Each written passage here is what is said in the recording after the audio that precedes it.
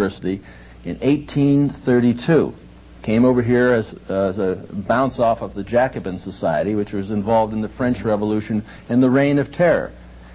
At Yale University, they have a structure, and you can go there. Anybody can go there and see this structure they call a tomb.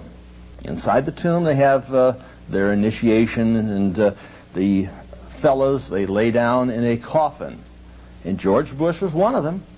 They lay down in a coffin nude, and they're born again into the satanic order.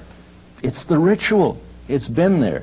William Buckley Jr., the Harrimans. Yeah. Conservatives? No. George Bush isn't a conservative.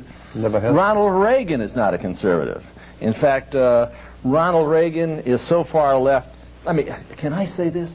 Ronald Reagan is not a conservative. He never was a conservative. He is not a conservative. He never will be a conservative. In the early days, they used to call him Red Ronnie.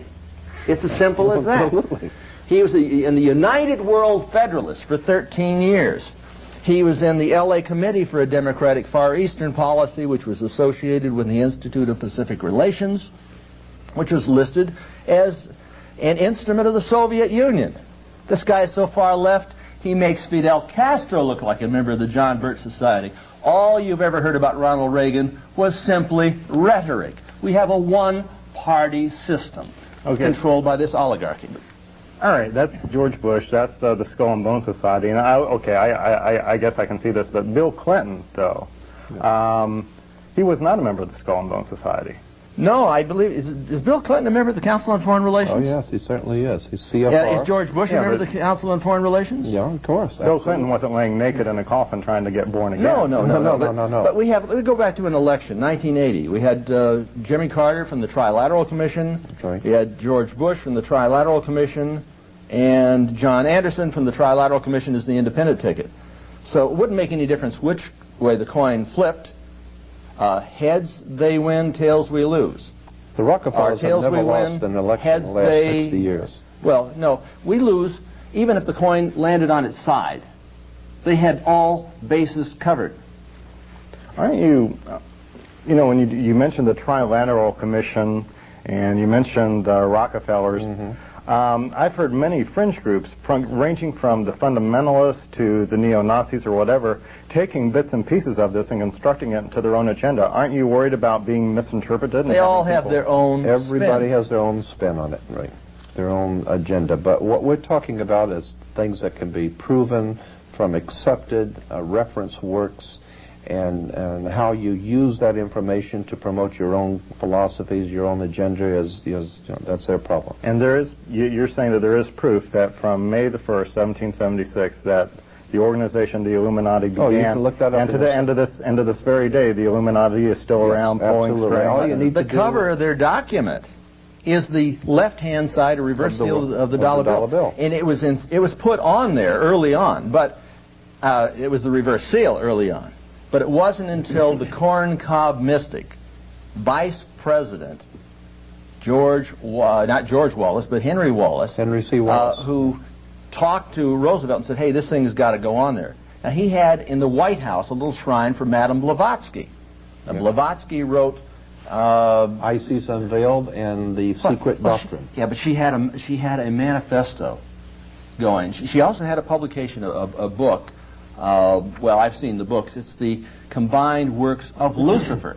Yeah. She had Lucifer magazine, and I've held those copies of Lucifer in my hand, leather bound. She was the publisher and co-editor with Annie Besant, and from this Lucifer organization came Theosophy.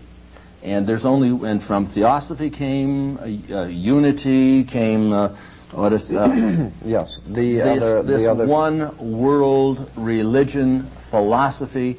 And if you go to the United Nations, they've got a meditation room, and you'll find out that the Baha'i religion is the only one that is accepted in the United Nations. In the mediation room, you're going to find the little Illuminati pyramid. So it's loaded with symbology, and Jordan Maxwell is the expert on it. And what I was going to say, too, is that the United Nations uses a particular publishing firm for all of their documents and books and materials.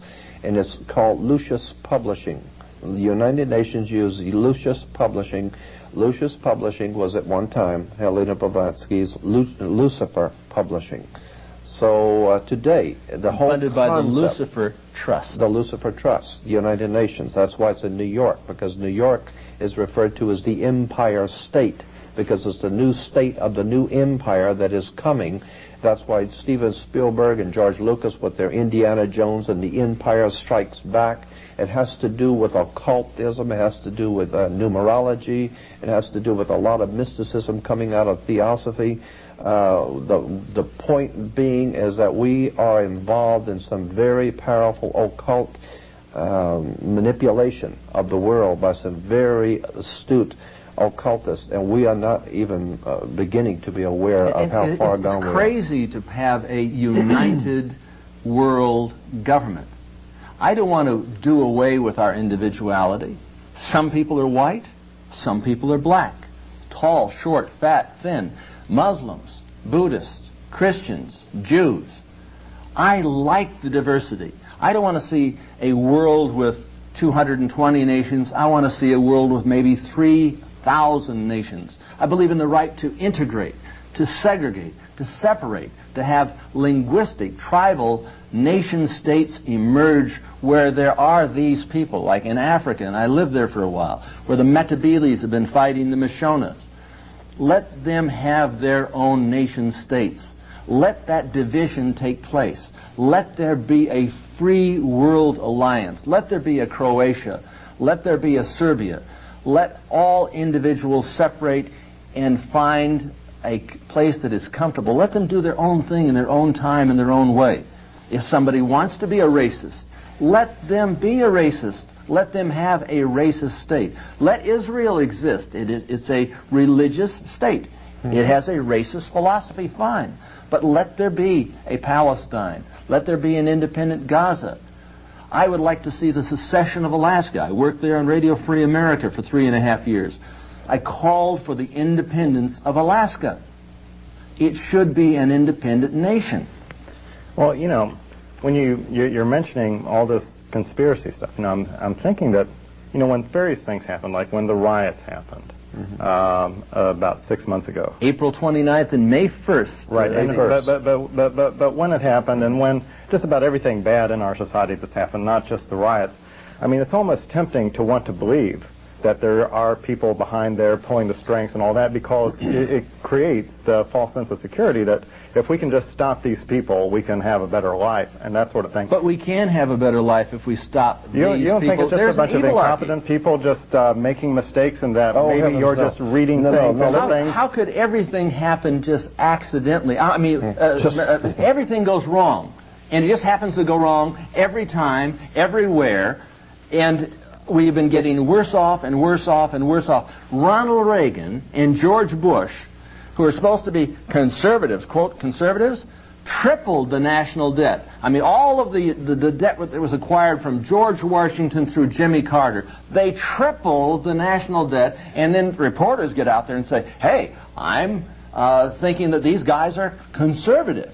They're not conservative. But can't you just write it up to a bad economic plan instead of saying that there are people behind it? By design. Let me explain something to you. The bad economic you do plan. not get to be president of the United States, and you do not have hundreds of advisors, highly educated, proficient advisors in every field of activity of human endeavor, getting C2 reports every day from the CIA. You're getting USIA, DIA documentation every hour on the hour for the economy of the world.